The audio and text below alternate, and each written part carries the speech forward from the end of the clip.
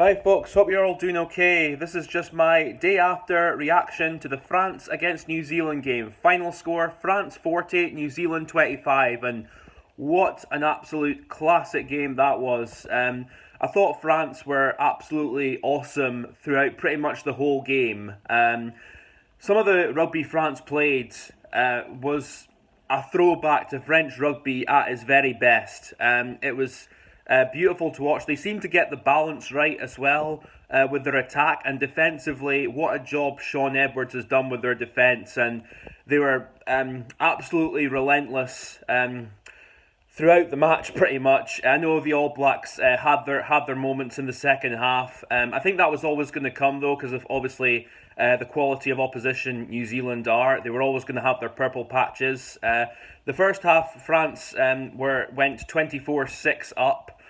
Two tries from their hooker and one from Roman Ntamak. The two tries from the hooker, obviously very well worked in the forwards, just power all the way off driving mauls and scored the tries. And then Ntamak, after some lovely movement, lovely phase play building, and then Ntamak managed to spot a gap, showed absolutely fleet-footedness, went through it and went in to score. I thought Ntamak actually had an excellent game, and he looks like he's really coming on into his own as a number 10. And he looks so much more relaxed now that he's not the first choice kicker anymore, and obviously with his footwork, very reminiscent of his dad, Emile, of course. I think, I just see a lot of similarities there, but obviously Emile was more a three-quarter or a fullback. Roman Ntamak as a 10, he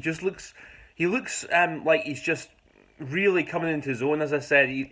France have always struggled to have that number 10 who's of real quality, but I think Roman Ntamak is really looking like he's on the road to being that number 10 France have been looking for I don't know, a long time, perhaps forever, because I can't say France have ever really had a number 10 who has that ability to just, as well as do the fancy stuff, have ability to just control a game and keep things calm under pressure when needed. And there was one moment where Ntamak showed that where the ball went into, this was actually Serge Blanco light rugby. The ball went into France's in goal, and instead of touching it down. This is where I think the laws around touching it down in the in goal area have been pretty good, because it's encouraging players to run out more. But anyway, Ntamak ran out. He ran out, got his teammates in the game, and then there was some lovely offloading, and then they got up the pitch to the All Blacks 5 metre line and very nearly scored a try. It was just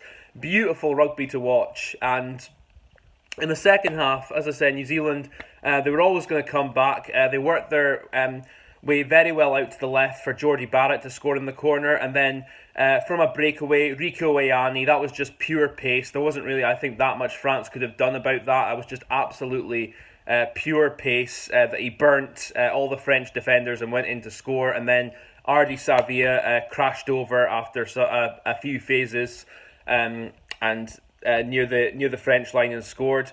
And then Damien Penaud sealed the win at the end with the try, and then France kicked another penalty to make it 40-25. France's first win over New Zealand since 2009, and they fully deserved it. It's going to be an absolutely cracking Six Nations, I think.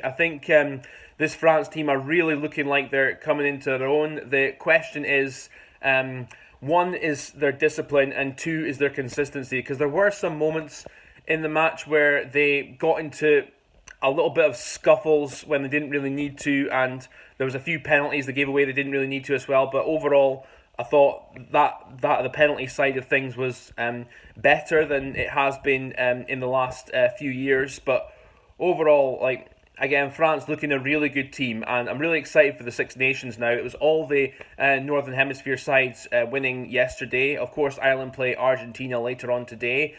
That's all I've really got to say on this game, guys. Thank you very much for listening. Take care of yourselves, and I'll catch you later on.